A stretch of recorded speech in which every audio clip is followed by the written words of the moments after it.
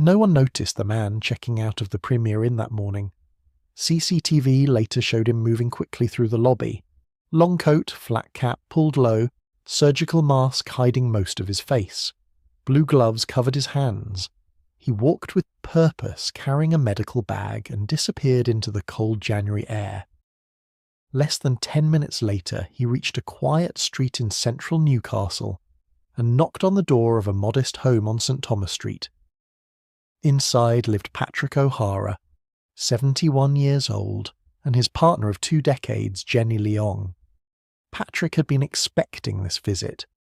Letters bearing NHS logos had arrived weeks earlier, followed by a QR-coded questionnaire and a text reminder confirming a home appointment with a community nurse. Everything looked legitimate. Nothing raised alarm. The man introduced himself as Raj Patel, a nurse with the Community Health Service. His accent was unfamiliar, his manner slightly awkward, but he appeared competent. He spent nearly 40 minutes inside the house. Blood and urine samples were taken. Jenny briefly came downstairs and asked him to check her blood pressure. He complied without hesitation. Then came the injection. Patrick mentioned that he had already received a COVID booster less than 3 months earlier. The nurse insisted another was required. When the needle went in, Patrick felt a sharp, immediate pain, far worse than any injection he'd ever had. He recoiled, shouting in shock. The nurse dismissed it as a normal reaction, reassuring him that the pain would fade. It didn't. The nurse packed his equipment quickly and left in what felt like a rush. As he exited, Jenny made an offhand remark that froze the room for just a second. "You're the exact same height as my son." By the time Patrick ran to the door, the man was gone. Within hours, Patrick's arm began to blister. The skin darkened, swelling rapidly around the injection site. Late that night, he went to the Royal Victoria Infirmary. Doctors initially suspected a poorly administered jab and sent him home with antibiotics. By morning, the damage had worsened. Patrick returned to hospital where blood tests and scans revealed something far more serious. He was suffering from necrotizing fasciitis, a rare, aggressive, flesh-eating disease. The infection was centered precisely where the injection had been given. He was rushed into intensive care. Surgeons worked to remove dead tissue and stop the infection from spreading. Specialists were brought in to determine what toxin could have caused such devastation.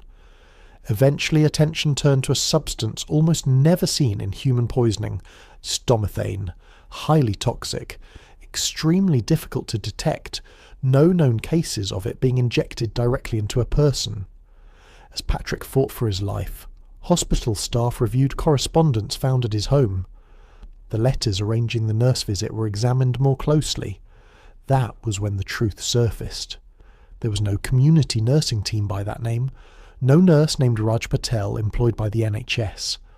The letters were forgeries, sophisticated ones, logos, privacy disclaimers, clinical language, even embedded links. Everything had been carefully crafted to inspire trust. Police were notified immediately. Northumbria police traced CCTV footage from the area surrounding St Thomas Street. The suspect's route led straight back to the Premier Inn. The vehicle he used had false license plates that matched the make of the car but not the model. That mistake mattered. Tracking the vehicle's movements revealed its starting point, a quiet housing development in Ingleby Barwick, south of Newcastle. The car was registered to a doctor. Dr. Thomas Kwan. He was 53 years old, a general practitioner, a respected medical professional, and Jenny Leong's eldest son. Born in Hong Kong, Thomas had moved to Britain as a teenager and later studied medicine at the University of Newcastle. He was married, had a son, and lived in a neighbourhood populated largely by healthcare workers. On paper, his life was stable. His relationship with his mother was not. It had deteriorated years earlier, rooted in financial disputes following his parents' divorce. Thomas believed his mother had taken money from joint accounts and later felt wronged when his father's will favoured Thomas's younger brother. When Jenny amended her own will to give Patrick a life interest in her home, Thomas's anger escalated. In November 2022, he forced his way into the house on St Thomas Street, confronting his mother. Police were called. No charges were filed, but the relationship never recovered. Behind the scenes, Thomas was watching. Years earlier, he had gifted his mother a laptop. She believed it was a generous gesture. It wasn't. The device contained spyware. Through it, Thomas monitored emails, financial activity, and daily routines. Images captured from the laptop camera showed life inside the house unfolding in real time. Meanwhile, Thomas had begun collecting poisons. When police searched his home, they wore protective gear. The garage contained thallium, arsenic, sulfuric acid, and materials capable of producing ricin. A fake nurse ID card, with Thomas's photo beneath a wig and beard, was found among the chemicals. So were syringes, glass tubes, and extensive toxicology literature. His digital footprint was worse. His phone revealed dozens of searches for iodomethane. His computer contained videos explaining how to manufacture it. Books detailed lethal dosages, symptom timelines, and chemical effects. There were even documents outlining alternative delivery methods, poisoned food, drink services, fake organizations offering free meals. The nurse was only the final version of the plan. Thomas was arrested and charged with attempted murder.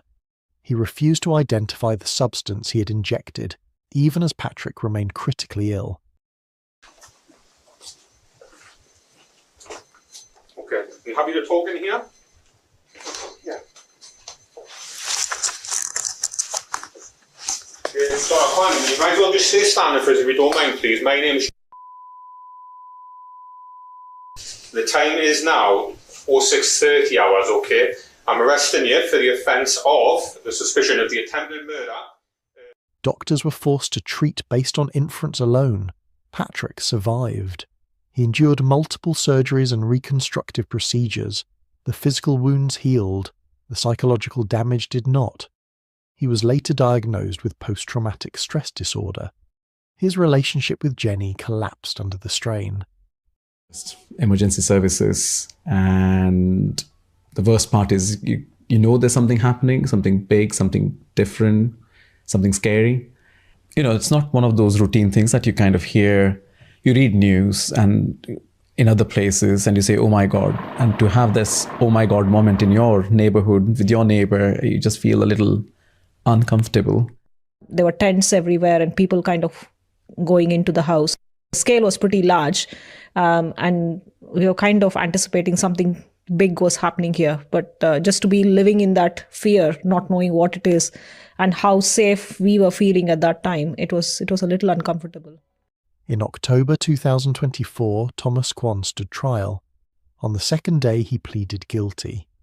The court heard that his planning had been extensive, calculated, and deliberate. His medical knowledge made ignorance impossible. His intent, the judge ruled, was clear. Thomas Kwan was sentenced to 31 years and 5 months in prison. But your planning was extensive, detailed, it was calculated. The planning may have been in some respects unsophisticated. Mr. Greene points out that the false car plates didn't match the model of your car. Your planning didn't take into account the CCTV coverage of the area around St Thomas Street. But you found the means of obtaining false plates, which cannot have been straightforward, and those plates matched the make of the car, if not the model. Your plan was always going to involve risks, and if there were areas where the plan was wanting, this was not due to any absence of effort by you.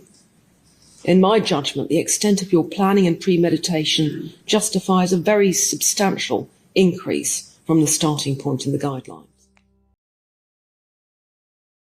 Patrick lived, but he was permanently changed. Trust, once automatic, was gone. Even NHS letters now triggered fear. Fatigue. Every time I get changed, I'm aware of the disfigurement to my arm, which is an everlasting memory of the attack on me. I'm now wary of health visitors and letters addressed from the NHS. I find it extremely hard to come back from a relaxed mindset that I once loved and cherished, and this has left me constantly on edge with a poor quality of life. for our sentencing, and I think justice has been done today. And firstly, I'd like to thank the police and the prosecuting department for the absolute magnificent job in bringing this man to justice. Secondly, I'd like to thank the NHS, especially the RVI Hospital, the consultants, the staff in Ward 47 and the outpatients in the plastics department. Without this, I don't think I would have survived.